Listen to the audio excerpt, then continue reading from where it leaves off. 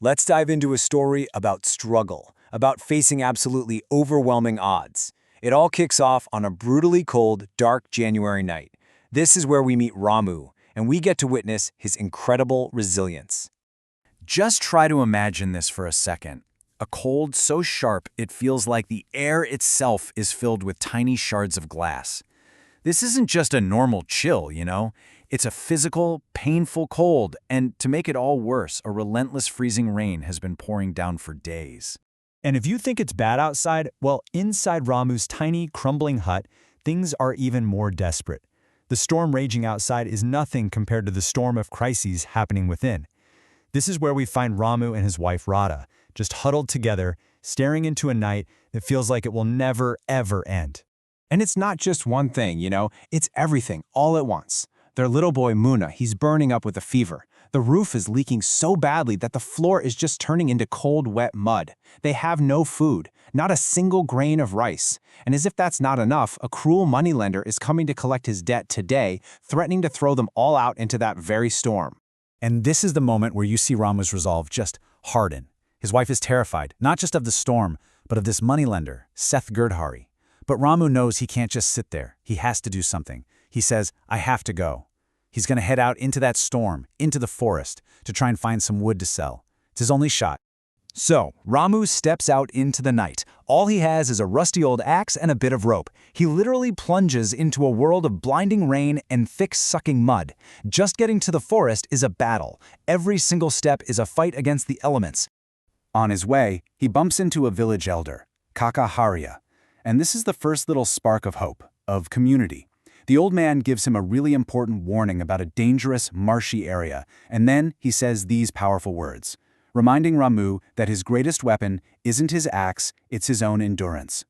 And then, a little further on, another bit of hope. He runs into his childhood friend Madhav. Madhav actually gives him 10 rupees, which, right then, is a fortune. And he gives him a plan. He says, listen, if you can find some dry wood, it'll sell like gold today. I know a guy. And just like that, Ramu's desperate gamble starts to feel like a real strategy. So he gets deep into the forest. He's exhausted, he's freezing, and he's right on the verge of giving up when he hears it, the sound of another axe. He finds another man, Suresh, who's in the exact same desperate boat. And this is such a powerful moment. See, neither of them could have chopped down this big, dry tree alone. But together, they share the work and they agree to split the reward. But the fight is far from over. Ramu starts the punishing journey back, hauling this huge bundle of wood that feels twice as heavy now that it's soaked with rain. He finally makes it to the meeting spot, freezing, exhausted, and his friend Madhav is gone, nowhere in sight. You can just feel that hope starting to shatter. He's out of options. Ramu has to go face the one person he was trying to avoid this whole time, the moneylender, Seth Girdhari. And the amount hanging over his head? 200 rupees. It's this crushing number that threatens to take away the only thing his family has left, their home. And the conversation between them, it's just brutal. It lays bare the sheer cruelty of the situation. Ramu pleads with him, he explains that the wood is worth, he talks about his sick child, he's begging for just a little bit of human decency. But to Seth, his response is ice cold. He offers him a fraction of the value and calls his desperation crying drama. The moneylender gives him this cold, final ultimatum. And then he does something even worse. He goes and tells all the other merchants in the market not to buy Ramu's wood. He actively cuts off Ramu's only other chance, leaving him standing there, completely and utterly defeated. So this is it. This is rock bottom. Ramu is standing alone in the mud, tears mixing with the rain, holding this bundle of wood he worked so hard for that's now completely worthless. He has absolutely no hope left. And right then, in that moment of total despair, a car pulls up next to him. A voice just cuts right through the sound of the rain. It's a stranger, a tourist staying nearby, and he is desperately looking for the one thing Ramu has, dry wood for a bonfire. I mean, you can't make this stuff up. It's this sudden, unbelievable glimmer of hope in all that darkness.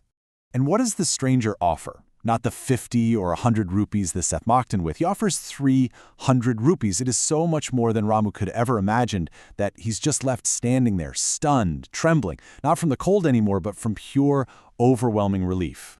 So now Ramu has the money in his hand. What does he do? Well, here's the thing that tells you everything about his character. He doesn't run back to the moneylender to gloat. No, his first thoughts aren't about revenge. They're about his duties as a father and a husband. He is so methodical about it. First things first, he buys medicine for Muna. Then he gets food supplies, flour, and jaggery. Then a plastic sheet to patch that leaking roof so his family can finally be dry. Only after he's taken care of his family, only then does he walk back to settle his score. And this timeline just shows you the incredible power shift. A little while ago, he was on his knees, begging. And now, he walks in, stands tall, and slaps 200 rupees in cash right on the counter. He looks the shocked moneylender in the eye and tells him to never look toward his house again. He walks out of there not just debt-free, but with all of his dignity back.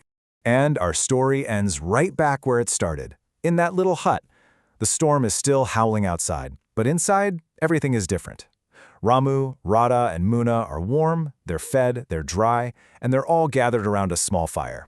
And Ramu's words here, they say it all. That little fire is so much more than just warmth. It's a symbol of their courage, their resilience. It's proof that even on the darkest night, one small flame of determination is enough to keep on fighting.